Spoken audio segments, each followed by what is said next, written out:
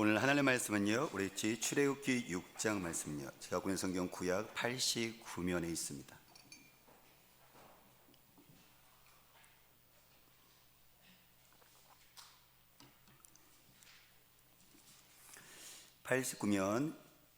출애굽기 6장 14절에서 30절인데요.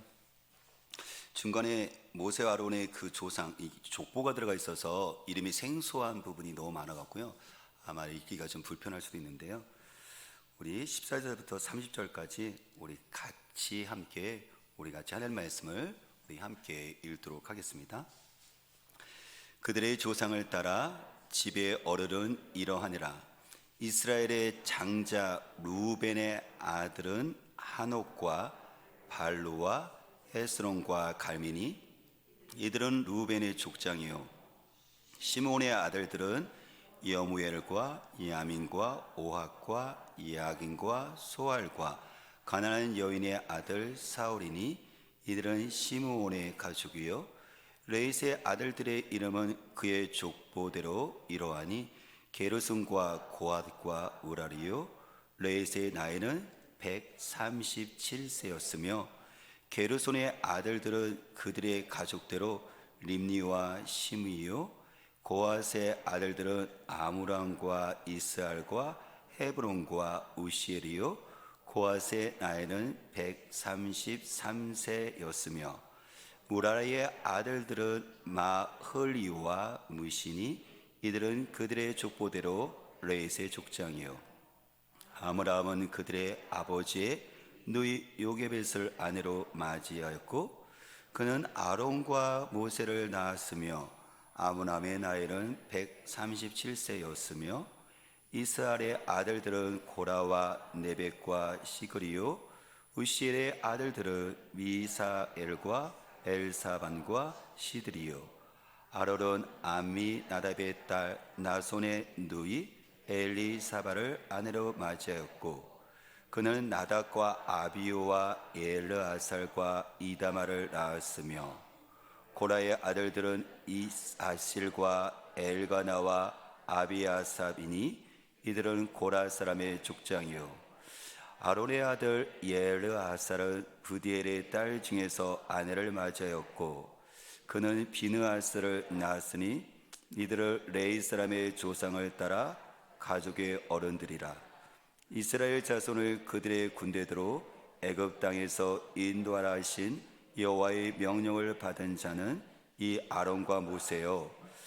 애굽 왕 바로에게 이스라엘 자손을 애굽에서 내보내라고 말한 사람도 이 모세와 아론이었더라.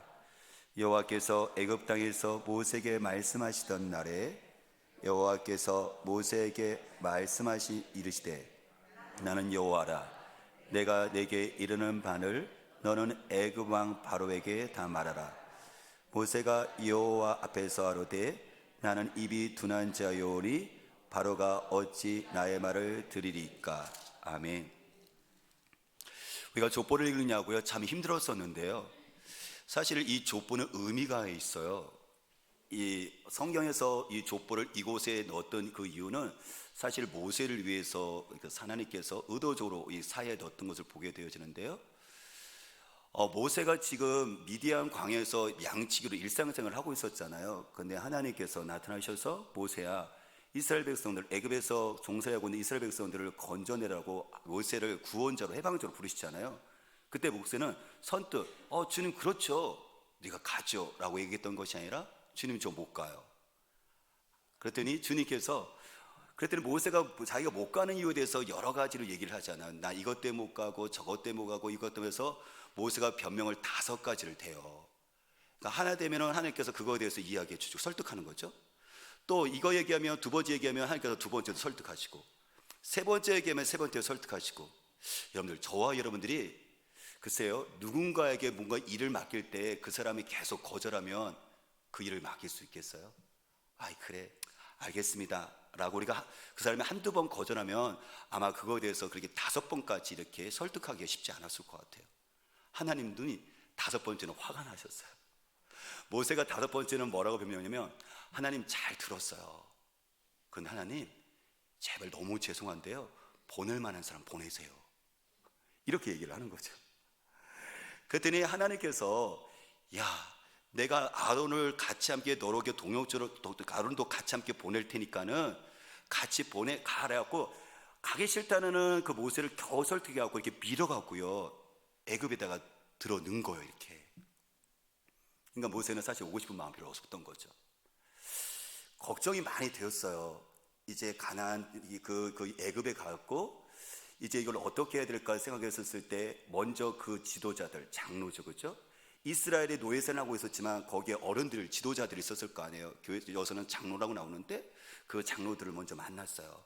하나님께서 이스라엘 백성들을 애굽에서 탈출시키기를 원하시고 그래서 나를 보냈고, 그래서 하나님께서 나에게 이런 증거를 보내주셨다 하면서 그 안에서 세 가지 기적이 찍어죠. 지팡이 던져서 뱀이 됐다 다시 지팡이 되는 거, 손을 넣었다가 나병이 됐다가 다시 원래 상태 돌아오는 거, 그 다음에 나일강 물을 떴다가 부었더니 피로 변하는 거, 그걸 보여주는 거죠. 그랬더니 장로들이 와, 하나님께서 당신을 보내셨네요, 하나님께서 우리를 구출해 주겠네요, 이렇게 믿는 거예요. 그래서 그 장로와 같이 함께 백성들 앞에 갔죠. 그렇죠. 백성들의 대표니까는 또 장로들이 와서 이렇게 얘기를 하니까는 이제 백성들도 믿었어요. 뭘요? 아, 하나님께서 모세를 보내셨고 이스라엘 백성들 우리를 건지기를 원하시는구나 라고 믿었어요. 여기까지는 좋았어요. 모세 마음 가운데도 와, 하나님 그래, 역시 하나님은 나를 보내시더니 하나님 멋지게 지금 일을 해결하시는구나, 이런 기대감이 있었을 거예요. 근데 문제는 그 다음에 발생을 해요. 이제 누구한테 가야 되는 거죠? 애굽의 왕 바로한테 가요. 우리의 하나님께서 당신에게 보내서 우리의 백성들을 이제 광야에 가서 제사를 지내도록 합니다. 당신이 허락해 줘서 당신이 우리를 보내줘야 됩니다. 당신이 보내주지 않으면 우리 하나님 여호와께 혼납니다. 이렇게 얘기를 한 거죠. 그랬더니 바로 왕이 뭐라고 얘기할까요? 웃긴다. 그렇죠. 거들떠보지도 않아요. 지금 누가 얘기하고 있는 거예요?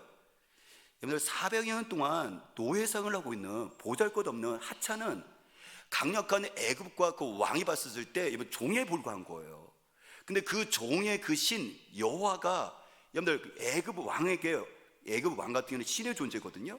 신처럼 태양신으로 받들었던 사람이에요. 근데 종살이 하고 있는 너희 신인 이걸 풀어달라고 웃긴다는 거죠. 그러면서 바로는 생각을 하죠. 경제적으로 이걸 보내면 손해요. 히브리 남자들만 60만인데 그들이 건축을 할 때 벽돌이 필요하잖아요. 근데 그 히브리 스님들 60만을 통해서 지금 건물을 짓고 있는데, 건축을 하고 있는데 이들을 보내면 노동력이 상실되어 버리잖아요. 이걸 누가 보내겠습니까? 그런 속에서 이 바로 왕은 이 강력한 힘을 가지고 오히려 히브리인들에게 더 가혹한 노동력을 더 일을 하라고 명령을 합니다. 이 게으름뱅이들, 너희들이 시간적인 여유가 있으니까 지금 이렇게 하는구나, 그래 맛 좀 봐라 하면서 뭐라 그러냐면 오히려 볏짚을 안 줘요.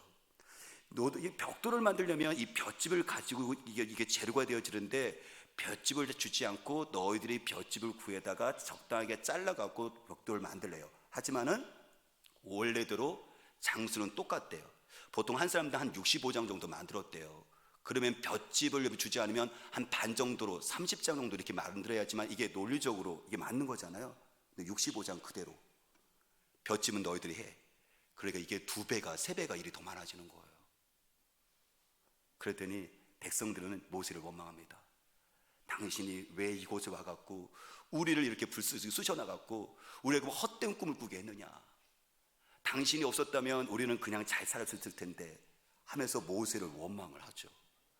그랬더니 모세가 그것을 가지고 하나님께 가서 얘기하죠. 하나님 보세요, 왜 나를 불러갖고 왜 이렇게 나를 고생시키는 거예요? 하나님 당신 도대체 뭐 하는 겁니까? 이렇게 하나님께 따지고 하소연을 해요. 그랬더니 하나님께서 모세에게 약속을 하세요. 모세야, 나는 여호와다. 여호와라는 것은 스스로 있는 자거든요. 우리가 지난주에 스스로 있는 자라 이야기 배웠잖아요. 나는 스스로 있는 자인데 이게 여호와, 한 단어로 여호와예요. 나는 여호와인데 스스로 있는 자인데 영원토록 있는 사람인데, 존재인데 너희들이 수백 년 전에 그 조상 아브라함과 이삭과 야곱에게 내가 약속한 거 있다. 그게 뭐냐면은 너희들이 이집트에서 나와서 가나안 땅을 내가 지금 현재 이스라엘 땅이죠, 내가 주기로 약속을 했어. 그런데 이 바로 왕이 그것을 너희들에게 그것을 반대할 것이고 내가 그를 심판할 것이고 나의 강력한 능력의 손으로 너희들을 건져낼 거야. 그리고 너는 나의 백성이 될 거야 라고 그 약속에 대한 것을 다시 기억해서 내가 이곳에 너를 보냈다라고 이야기를 하세요. 이스라엘 백성들이 가서 전해라 라고 얘기해요. 조상들의 약속을 가지고 전해라고 얘기를 해요. 사실 이스라엘 백성들은 아브라함과 이삭과 야곱이 약속했던 그것을 그들은 기억을, 그래도 노예임에도 불구하고 기억을 하고 있었겠죠. 가서 전했더니요, 백성들이 믿질 않아요. 아니, 지금 우리가 하루하루 살기도 지금 겨우 버티며 살았는데 당신 때문에 지금 우리가 지금 하루 사는 거 버티는 것도 너무 힘들다.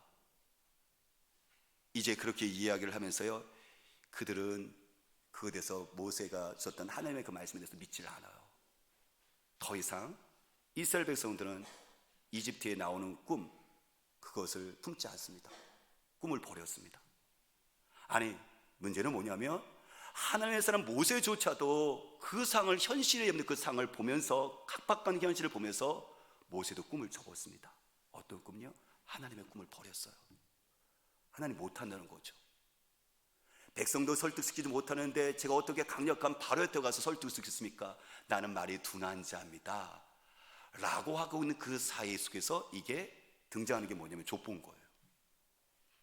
그러니까 이 족보가 6장 14절에서 25절 우리가 힘들게 읽었는데 앞뒤를 보면 마치 샌드위치처럼요, 모세가 하소연하는 게 나와요. 모세의 탄식이 나와요. 하나님 왜 나를 보내서, 나 못해요, 힘들어요, 나 말이 둔한 자라고 모세가 그렇게 하소연하고는 그 염려를 탄식하는 속에서 하나님께서 모세를 충분히 위로하셔야 되는 거거든요. 왜냐하면 이 모세를 통해서 하나님께서 지금 보내갖고 이스라엘 백성들을 하나님께서 건지기를 원하시니까 하나님께서는 모세를 포기할 수가 없는 거예요. 이렇게 지금 이스라엘 백성들은 포기했었고 모세도 포기했지만 하나님은 모세를 포기하지 않은 거예요. 그래서 그에게 다시 용기를 주고 다시 이 상황이 날지랄지라도 계속해서 그가 새롭게 일어서기 위해서 하나님께 주셨던 그것이 뭐냐면 이 족보 이야기예요. 그러니까 이 족보는 하나님과 그리고 모세에게 서로에게 연관되었다는 것을 가르쳐주고 싶었던 거죠. 아까 얘기했던 것처럼 이 족보가 모세의 쭉 수백 년 전에 그때까지 조상으로 올라가요. 아까 아브라함, 이삭, 야곱. 근데 하나님께서 이 세 조상에게 뭐 어떤 것을 약속해 주냐면 아까 말한 것처럼요, 내가 너희를 가나안 땅에 인도하겠다라고 약속을 수백 년 전에 주셨어요. 근데 그 약속하신 하나님께서 잊어버렸나요? 수백 년이 지금 흘러가고 지금 모세까지 수백 년이 지금 흘러내려왔는데 그 약속이 사라져버린 건가요? 아니라는 거예요. 그 약속이, 조상이었던 그 약속은 후손들까지 계속해서 이어져 내려오고 있었고 그것이 지금 현재 너하고 연관됐다는 것을 이야기하시는 거예요. 그래서 그 야곱의 12 아들이 있었는데 셋째 아들이 레이예요. 그래서 하나님께서 이스라엘 백성들을 건지셔서 가나안 땅에 가게 하시는 하나님의 그 꿈을 이루기 위해서 한 가문을 선택하시는데 그게 누구냐면 야곱의 12아들 중에서 세 번째 아들 레이 가문을 선택을 하세요. 그 레이 가문에서 아버지가 레이세요. 그 밑에 고핫도 여러 아들이 있었어요. 근데 고핫 중에서도 또 거기서도 아므람을 선택을 하세요. 아브라함이 이것이 요백에 계시는 여자와 같이 함께해서 낳은 그 아들이 누구냐면 이게 모세와 아론인 거예요.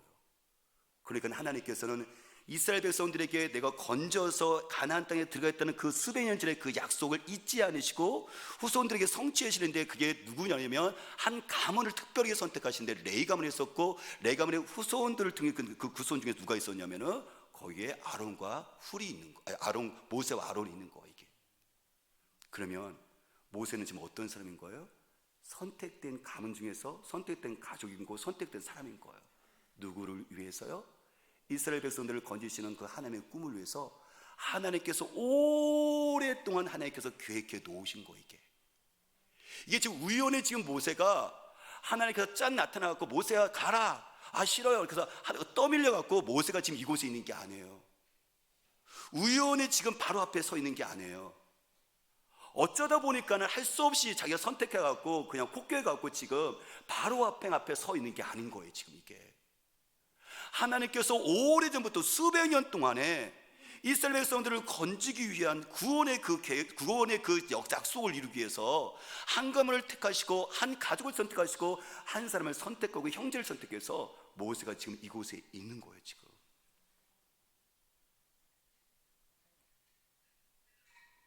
심지어 하나님께서는요, 아까 하나님의 이름이 뭐라고요? 스스로 있는 자는 여호와라는 뜻이거든요. 여호와는 스스로 있는 자인데 이거는 스스로 있는 게 뭐냐면 이게 영원토록 계신다는 얘기예요. 영원토록. 그러니까는 400년 전에 아까 우리 조상 때도 계셔갖고 약속한 거죠. 그 하나님께서는 현재 여호와는 지금 어떻게 하죠? 모세와 아론 그리고 후대까지 이야기하시는데요. 그분은 스스로 있는 자, 영원토록 계신 분이니까는 아까 형 아론의 그 가문을 얘기하는데요.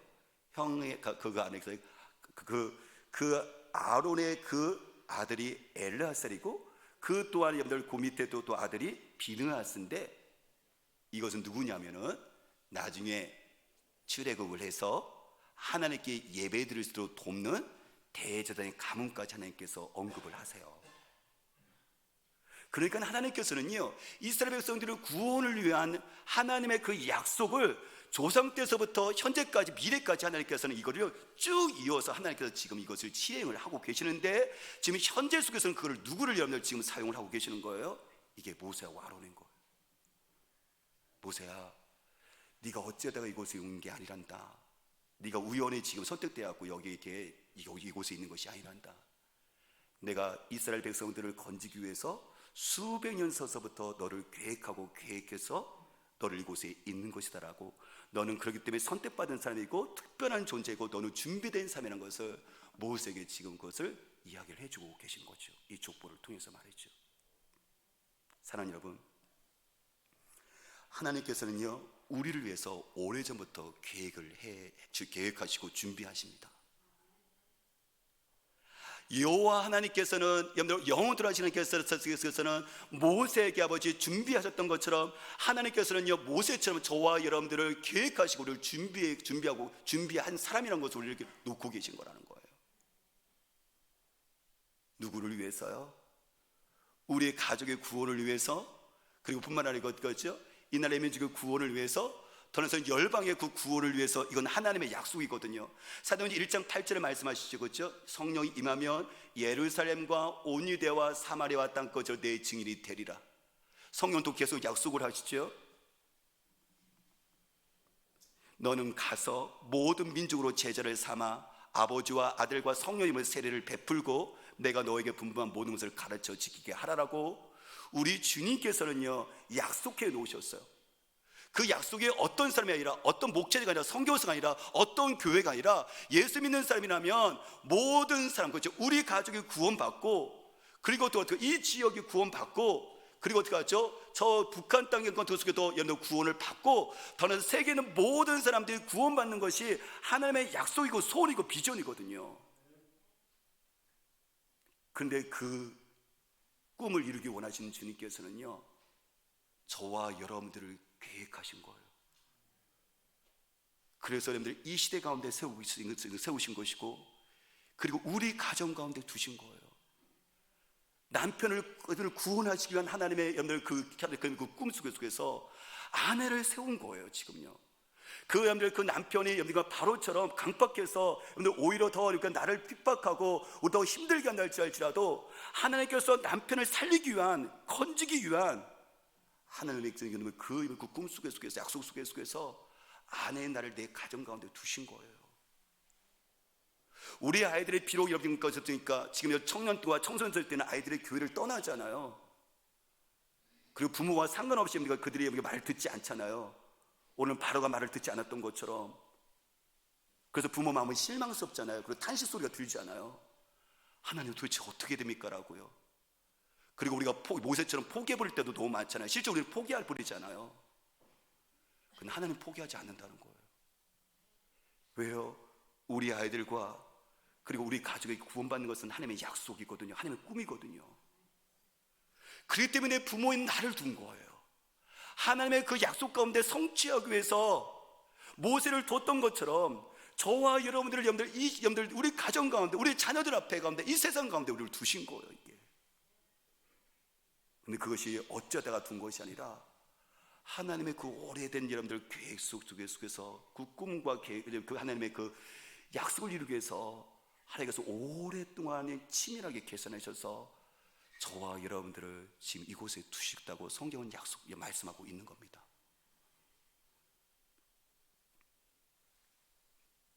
성경 보니까 이렇게 말씀을 하세요. 에베소서 2장 10절, 에베소서 1장 4절에서 6절 보면 성경은 이렇게 말씀합니다. 에베소 1장 4절에 6절이요. 그 창세전에 그리스도 안에서 우리를 택하사 우리로 사랑 안에서 그의 거룩하고 흠이 없게 하시려고 그 기쁘신 뜻대로 우리를 예정하사 예수 그리스도로 말미암아 자기의 아들들이 되게 하셨으니 이는 그가 사랑하는 자 안에서 우리에게 거저 주시는 바 그의 은혜의 영광을 찬송하게 하려는 것이라고요. 하나님이 우리를 선택하시는데요, 언제 전에요? 언제요? 창세 전에.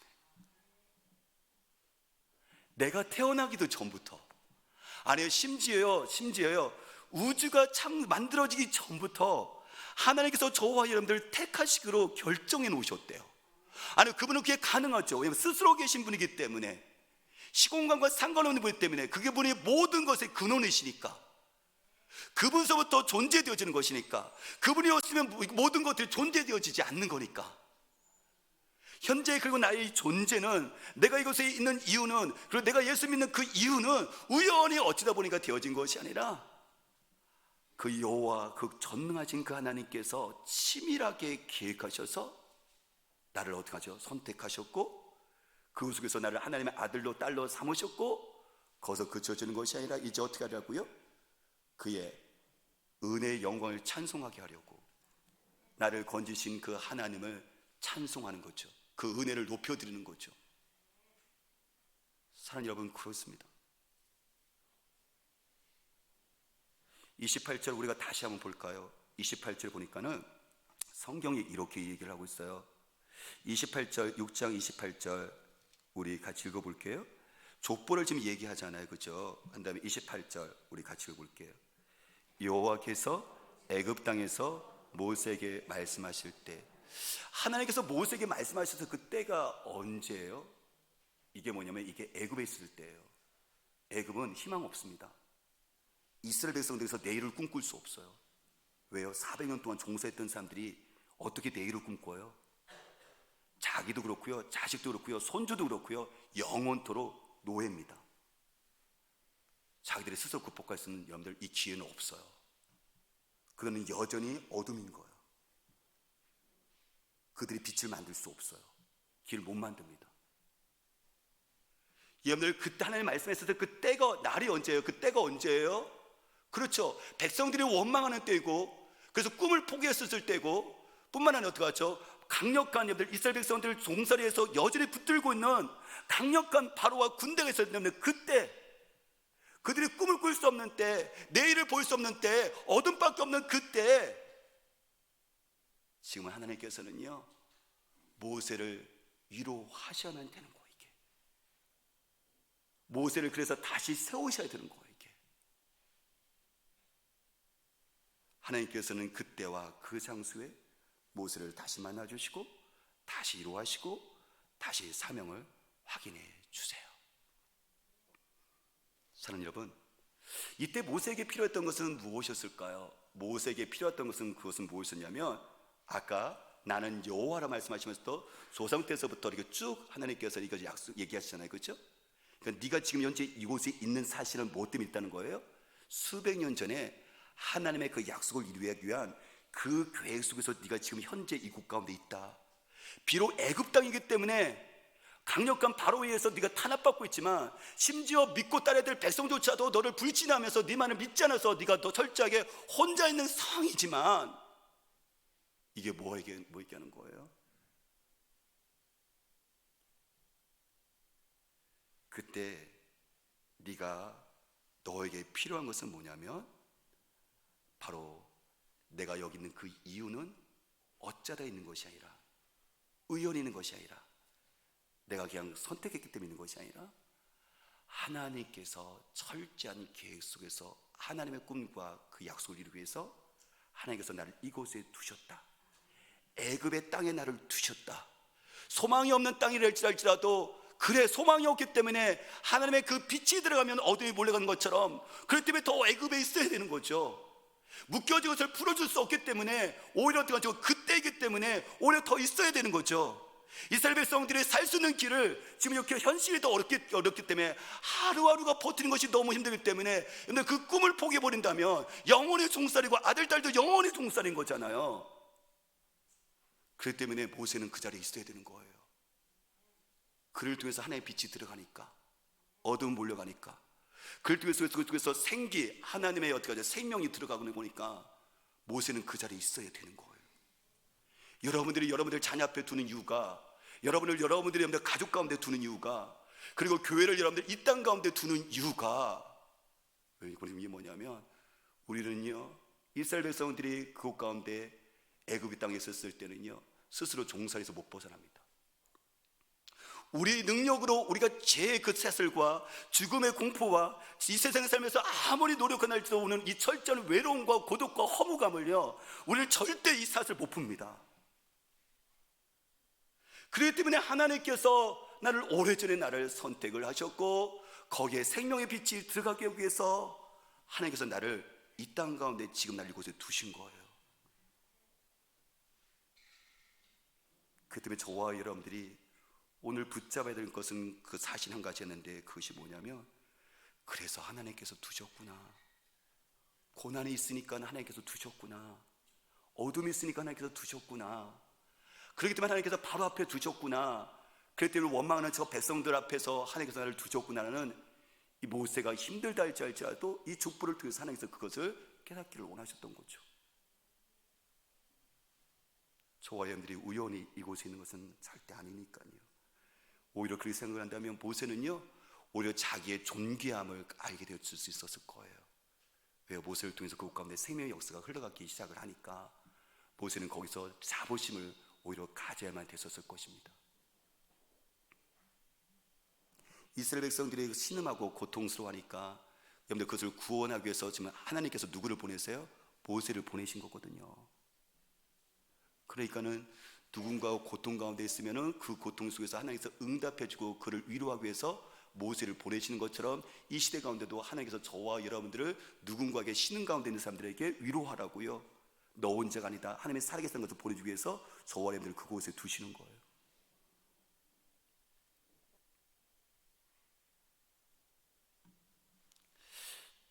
저하고 저희 집사람이 요즘 제가 지금 찐빵 신방을 하거든요. 그냥 찐빵을 들고 그냥 집을 찾아가는 거예요. 전에 이렇게 코로나 상황도 있다 보니까는 이렇게 전화로나 이렇게 하지만은 이렇게 마음에 그래도 여전히 불편하고 힘든 거예요. 그래서 그래, 가서 잠깐이라도 들어가지 못하는 줄 알지라도 잠깐이라도 기도해 드려야 되겠다 생각이 들어서 이제 나이 드신 분들 같은 경우는 이제 전에는 빵을 가지고 왔는데, 빵보다는 이게 찐빵이 옛날에 추억이 있고 이게 더 맛있더라고요. 이 소화도 잘 되고요. 그래서 찐빵을 사갔거든요. 오늘 찐빵 맛있는데 제가 알아요. 나중에 저한테 개인적으로 오시면 제가 알려드리겠습니다. 근데 찾아갔더니 너무 좋아하세요. 그리고 한 권사님 같은 경우는 제가 이게 원래는 지난주 금요일 오후인데 그 권사님한테는 그 권사님한테 찐빵을 가져가면서 사실 제가 문에다만 걸어놓을 생각을 했어요. 제가 그 전에 제가 전화로 통화를 했기 때문에 야, 문에다만 걸어놔야지라고 생각을 하고 엘리베이터를 타고 이렇게 쭉 올라가는데 11층에서 딱 내리는데 앞에 권사님의 남편분이 딱 계신 거예요. 저도 깜짝 놀랐죠. 그래서 저도 제가 찐빵만 드리고 제가 가려고요 그랬더니 그 남편 되신 분이 얘기하시더라고요. 아니요, 오셨는데요 들어가셨으면 좋겠어요 라고 해서 이렇게 들어오라고요. 이제 어디 가시다가 저를 만난 거예요. 그래서 저는 이제 남편분을 위해서 저는 안에 들어가서 권사님을 만났죠. 정말 우연하게 찐빵만 놀라 그랬는데 집까지 들어갔습니다. 근데 권사님하고 같이 이야기하면서 그랬구나, 하나님이 그래서 이곳에 있겠구나. 저는 그 권사님을요, 제가 되게 좋아하는 권사님이시거든요. 성실하시고요, 책임감 있으시고요, 그리고 되게 지혜로우세요. 근데 권사님이 이 모양을 저번에 코로나 상황 가운데 속에서 또 몸도 연약해지면서 심적으로 여러 가지 많은 것들이 이게 부담되면서 이게 건강에 많은 어려움이 있으신 거예요. 제가 처음 뵀었을 때 이게 너무 제가 이렇게 너무 죄송하더라고요. 너무 마르셔갖고. 근데 같이 이야기를 하면서 권사님이, 목사님, 걱정하지 않으셔도 돼요. 하나님께서 물론 기도도 안 됐지만, 말씀도 안 읽혀졌지만, 그래도 목사님이 오시니까 위로가 되어지고 힘이 나네요. 오늘 제가 갔죠. 근데 여러분들 그곳 가운데 속에서 우리가 모세를 여러분들 적용시킨다면 그곳 가운데 누가 가신 거예요? 하나님이 가신 거거든요. 하나님이 가신 거거든요. 제가 너무 죄송했어요. 근데 권사님이 그래서 말씀하셨을 때 이제 하나님도 기억되지 않고 성경도 말씀도 기도 듣고 도저히 너무 힘드니까 안 되네요. 회복하려고 해도 도저히 안 되네요. 그래서 했을 때, 그것을 받았을 때 하나님은 여전히 어떻게 된 거죠? 그 권사님을 통해서 약속이 되는 것이 있거든요. 자녀를 세워야 되는 것이고 손주를 세워야 되는 것이고 그건 가운데 가정권을 세우는 것이고 그것을 통해서 하나님의 뜻을 이루는 것이 그 권사님의 통로였었거든요. 그렇기 때문에 하나님께서는 권사님을 절대 포기할 수가 없는 거예요. 정말 기가 막힌 하나님의 개입이죠. 하나님의 은혜인 거죠.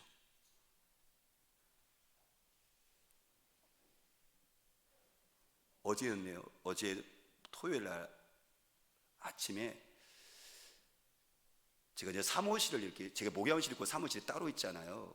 그래서 제가 이제 주로 이제 목양실에 제가 있는데, 제가 사무실에 볼 일을 있어서 한 9시 반 정도 됐던 것 같아요. 제가 사무실에 갔는데 전화가 울리는 거예요. 일반 전화가. 그 순간 제가 고민이 되더라고요. 이게 받을까 말까. 이게 뭐 우리 생각하면 당연히 받으면 되죠. 그래서 뭘 고민이 돼요. 이렇게 했을 때 저는 그때 저희들 항상 토요일 오후 3시에 저희들 설교 클래스가 있어요. 주일학교 유치부 학생회 그리고 이게 4명이 모여갖고 이게 어떻게 주일 설교를 서로 같이 함께 원고를 내놓고 서로 연습을 하고 서로 기도해 주는 것이 오후 3시 설교 클래스가 있거든요. 근데 제가 요번 주에는 이 족보를 가지고 너무 고민이 되지는 거예요. 족보만 있는데 이걸 도대체 어떻게 이걸 해석해야 되는가. 그러다 끙끙대다가 그날 아침에 이거를 제가 원고를 늦게 올리게 되었으니까는 저게 시간이 촉박했거든요. 전화를 받지 말자. 그리고 대부분의 성도들은 나의 핸드폰을 번호는 아니까 그냥 전화겠지 하고 안 받으려고 했는데 제 손이 그냥 가서 여보세요 하고 있더라고요. 그냥. 제 생에 이런 일이 이렇게 하면 안 되는데, 그렇죠? 빨리 원고 올려야 되는데. 그래서 유재훈 목사님이다 했더니 이제 한 50대 후반에서 60대 초반 되는 여자분이셨어요. 목사님, 제가 1년 동안 코로나 속에서 교회를 못 나왔어요. 근데 그런 것 속에서 이제 극동 방송을 듣고 목사님의 설교 방송을 들은 것 속에서 이제 하나님께 나가야 되겠다는 생각이 들었고, 근데 그것 속에서 목사님께 물어보려고 전화했어요. 목사님 교회 가도 됩니까? 왜냐면 여러 가지 방역 수칙이나 또 인원수 제한된 부분들도 있잖아요. 가면은 제가 또 성도들께 너무 죄송한 거 아닐까요? 라고 물으시더라고요. 오셔도 됩니다 라고 이야기를 했어요. 여러분들 그것이 우연일까요? 여러분들 그분이 이야기하시는 것은 뭐냐면, 제가 1년 동안요 이 코로나 상황 때문에 교회를 못 갔는데요, 교회 가서 예배를 드리고 싶어요. 그 얘기는 뭐죠? 나 속에 공고함이 있어요. 나 속에 신음소리가 있어요. 그 얘기잖아요. 그런데 이제 방송에 들려졌던 여러분들 그 음성이 그냥 이렇게 듣다 보니까 이렇게 들려진 것일까요? 아니요, 그럴 수 있어요. 못 나오니까 그냥 들을 수 있어요. 근데 하나님은 여러분들 이거 기가 막힌 개입이죠, 그렇죠? 기가 막힌 하나님의 은혜인 거죠. 그게 지금 우연이 아니라 그 딸이 여러분들 코로나 상황 속에서 지쳐있는 그 상황 속에서 하나님께서 방송을 듣게 하시고, 아마 그 방송이 제가 아니라 누군가가 또 방송을 들었다면 하나님께서 거기서 또 역사할 수 있겠죠. 이게 하나님의 기가 막힌 개입인 거예요. 포기하지 않았다는 거죠. 하나님께서 그 순간에 시름 속에 이스라엘 백성들에게 하나님께서 철저히 계획하셔서 모세를 그곳에 있게 했던 것처럼, 사랑하는 딸이 코로나 상황 속에서 시름하고 있었던 고통 가운데 있었을 때 하나님께서 어떻게 하죠? 방송이라는 여러분들 모세를 저를 보내셔서 그것을 듣게 하셨던 것이고, 다시 하나님께서 그래 함께 하시는구나 라는 것을 그가 회복하는 그 고백을 하게 되어진 거죠. 저와 여러분들이 예수 믿은 저와 여러분들이 태어난 것이 우연일까요? 저와 여러분들이 예수 믿은 것이 우연일까요? 저와 여러분들이 이 코로나 시기 가운데 속에 있는 것이 여러분들 지금 이 현실이, 벅찬의 현실이 그냥 우연히 어쩌다 보니까 있는 상황일까요? 아니에요. 이 상황이 될지라도 저에게 있어서 또 좌절을 맛보게 했던 것이 있었어요. 그것이 뭐냐면, 제가 한 청년에게 제가 이렇게 카톡을 보냈거든요. 근데 그 청년은 저희 교회 학생 시절에 있다가 이제 저들 떠난 청년이에요.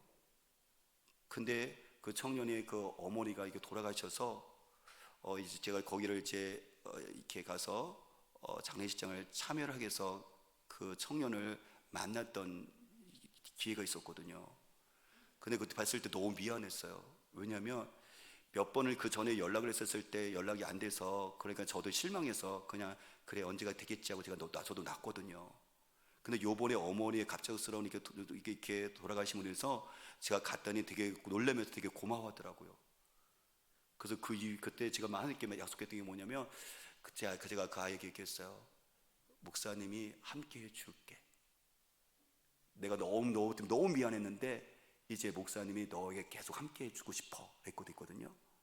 그래서 그 이후에 몇 번 이렇게 주고 받았어요. 그래서 제가 요번에도 또 다시 제가 이렇게 이제 톡을 보냈거든요. 아무개야, 목사님하고 같이 함께 식사 한번 했으면 좋겠다. 그리고 내가 너에게 목사님은 혼자만 게 아니라 너에게 좋은 언니들도 있으니까 그 언니들과 같이 함께 네가 있으면 네가 힘이 날 거야. 이렇게 톡을 보냈는데 반응이 없어요. 그러니까 제 마음 가운데 어떤 마음이 들었냐면, 이게 좁은 마음에 반응이 없구나, 이게 힘들어하는가 보다, 톡을 보내지 말라는가 보다, 그러면 나는 그만둘까? 이 마음이 저에게 스며스며 들어오는 거 이게. 그래서 보내고 이게 그만두고 싶은 마음이 사실 들기 시작하더라고요. 근데 한쪽에서는 여러분들 그렇죠, 전에 가시는 성령께서 그걸 안 했죠. 재문아, 사정이 있을 거야. 아마 그 상황 속에서 뭔가 힘든 것이 있을 수도 있지. 사람들은 모든 것을 반응하고 싶지 않을 때도 있잖아. 너도 그럴 때 있었잖아. 아마 그 딸에게도 그 아이에게도 그런 것이 있을 수 있어. 근데 재문아, 네가 포기하면 안 된다. 나는 그 아이 절대 포기하지 않았다. 그렇기 때문에 내가 너를 통해서 그 아이에게 너에 대한 기도를 널 계획하는데 그 너를 통해서 그 아이가 하나님이 너를 사랑하고 하나님의 약속을 이루는 것을 내가 보기를 원하는데 재문아, 포기하면 안 된다는 그 마음을 주시더라고요. 그때 저에게 생각이 났어. 재문아, 너 정말 미련했다. 아니, 닭거자고 밥 먹자 얘기하면 그 아이가 얼마나 놀랬겠냐. 참, 그러지 말고 그러지 말고 아이에게 평소에 이렇게 이야기를 주고받으면서 괜찮고 잘 지내고 있어, 목사님 기도할게, 이렇게 조금씩 얘기하다가 좀 마음이 열리면 그때 가서 밥 먹자 얘기하면 좋은데, 대뜸 밥 먹자 하면 아이가 얼마나 부담되겠냐. 그러니까 정말 그럴 수 있겠다 생각이 들더라고요. 그래서 저는 밥 먹자는 얘기를 안 하기로 했습니다. 그냥 잘 지내니? 라고 간단하게 문자를 보내기로 하겠어요. 그 대신 또 한 가지 주신 마음이 뭐냐면, 재문아, 충분하게 중보했으면 좋겠다. 왜요? 전 너무 급했거든요. 제 마음 가운데는 그 아이를 빨리 교회로 데리고 싶었거든요. 어떻게 보면 제 마음에도 더 욕심도 있었을 것 같아요. 청년들이 부흥되니까 숫자적으로 더 채우고 싶은 어떤 그 욕망도 있었던 것 같기도 해요. 하나님은 정확하게 아시죠. 제 욕망을 채워줄 분이 아니니까, 그 아이에 대한 하나님의 꿈을 갖고 있는 것이니까. 그래서 하나님께서 저에게 그 아이를 위해서 네가 충분히 중보해라. 네가 여기서 중보기도 금요일날 설교하고 있잖아. 네가 실천해. 아멘. 그 마음을 주시는 것 같은 그 마음을 들면서 그 아이에게 중보하게 되어지면 하나님이 궁인히 여기는 마음을 주시겠죠, 저에게. 그렇죠? 그러면 저는 그때가 하나님께서 그 아이가 마음을 열게 하시는 때라고 저는 생각을 해요. 사랑하는 여러분, 하나님은 포기하지 않으세요. 내가 그만둘까? 라고 생각했을 때 하나님의 그 열정과 사랑은 한 번도 나를 떠나지 않으셨어요. 하나님은 내가 볼 수 없어도 하나님은요 여전히 일하고 계시고요, 내가 느낄 수 없다 할지라도 하나님은 여전히 일하고 계셨고요, 결코 멈추지 않으셨어요. 하나님은 구원의 약속을 이루고 계십니다. 그리고 하나님께서는 길을 만들고 계십니다. 아브라함의 하나님, 이삭과 야곱의 하나님은 나의 하나님이십니다. 그 하나님께서는 나를 통해서, 우리 가족을 통해서, 자녀를 통해서, 우리 교회를 통해서 여전히 일하고 계십니다. 그 한 사람의 영혼을 찾기 위해서 말이죠. 우리 같이 기도하겠습니다.